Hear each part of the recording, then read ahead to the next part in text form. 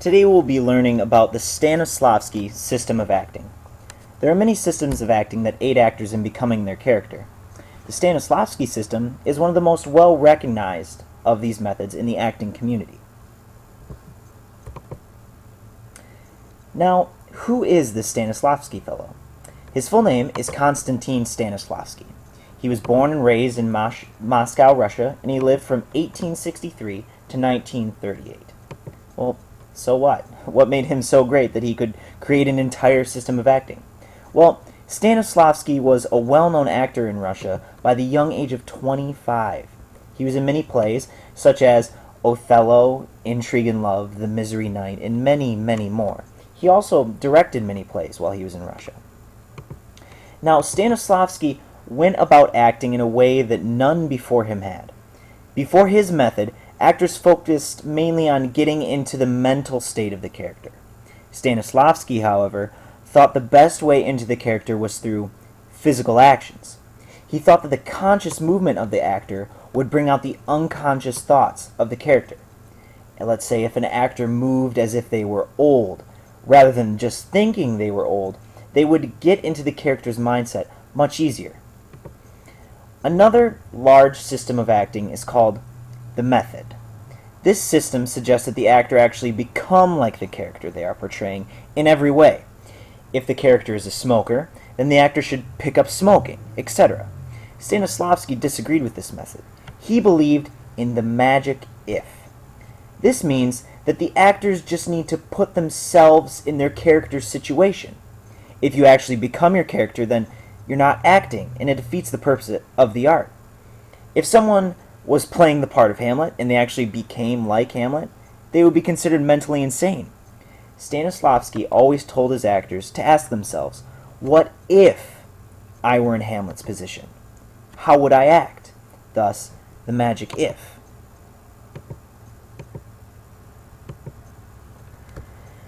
Putting yourself in a character situation instead of becoming the character still takes just as much work. In order to correctly personify the character's actions and know what they would do, the actor must know everything about the character. This background information is called given circumstance. It is information about what happens in the play, what happened before the play started, and what's going to happen after the play ends. Examples are setting, climate, place, and time. Most importantly, an actor must know about his or her character, where they grew up, their family life, personal goals, love life, etc. Now, not all of this is going to be written in the script, so the actors must create his own backstory. This is where imagination comes in. Every actor is going to create a different backstory, even for the same character. This is perfectly fine and expected. Imagination is how an actor interprets the character. If an actor does not use their imagination to the fullest, the character will not be developed in full. Thus, they will be unbelievable to the audience.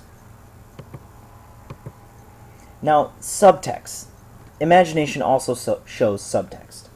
Along with the interpretation of the character, an actor must also interpret the lines that they say. The underlying meaning of a line is called subtext. An example would be, I have a headache. Now, on the surface, this line seemed to hold only one meaning. Literally, I am suffering from a headache. But looking deeper into this line, it could mean many things, such as, get away from me, or I don't really want to be around you right now. I know many of us have used that excuse. Or if your character is someone who worries a lot about their health, they could be they think they're dying and they could be freaking out.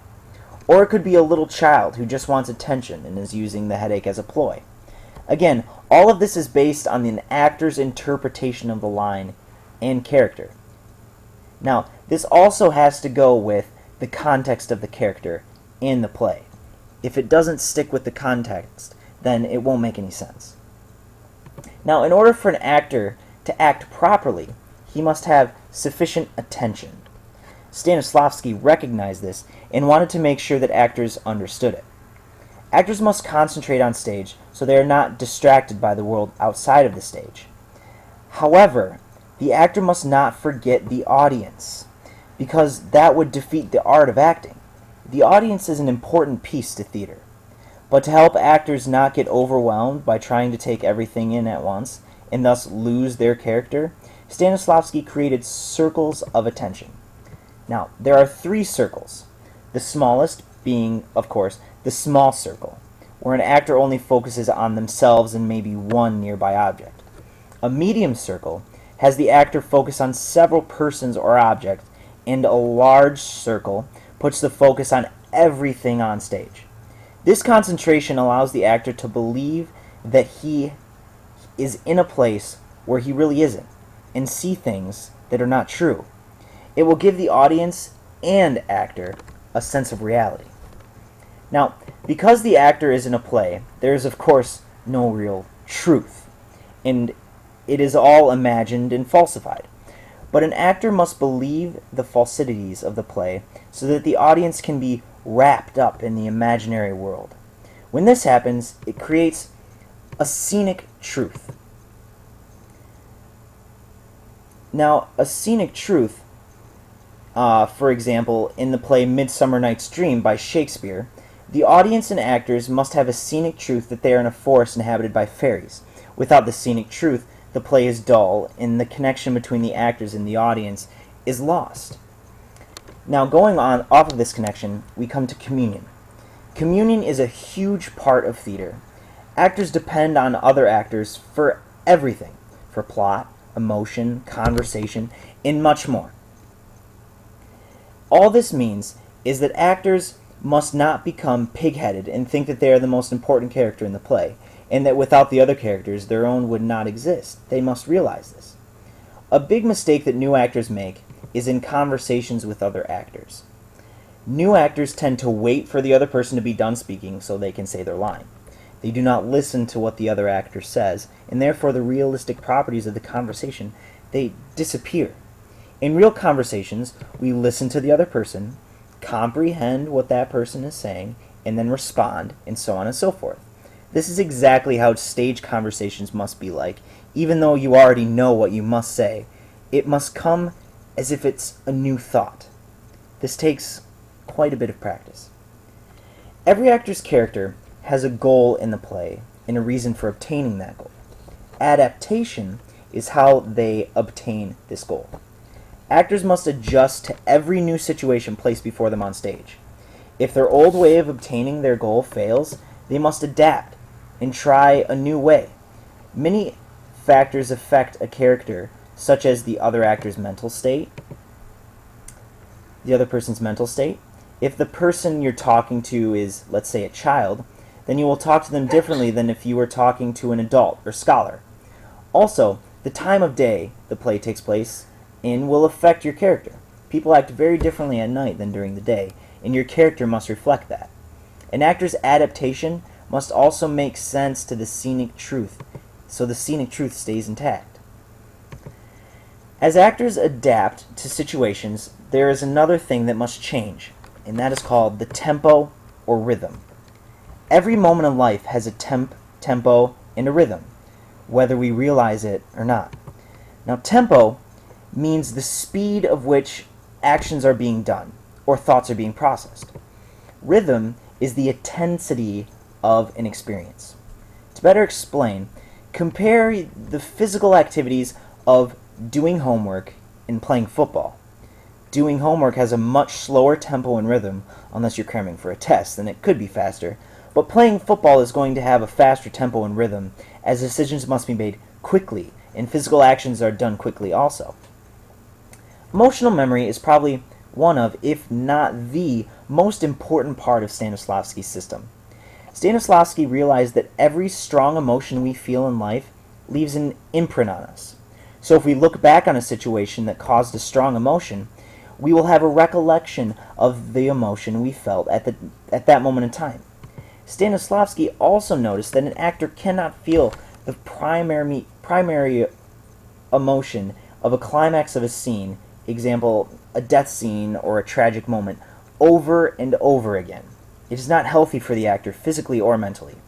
So knowing that emotions leave imprints, Stanislavski came up with the brilliant idea of emotional memory. This idea says that in climactic moments of plays, an actor need just to think of a past experience and relive that emotion. This way, the emotion the actor is portraying are not fake, but real emotions that the actor has actually felt in the past.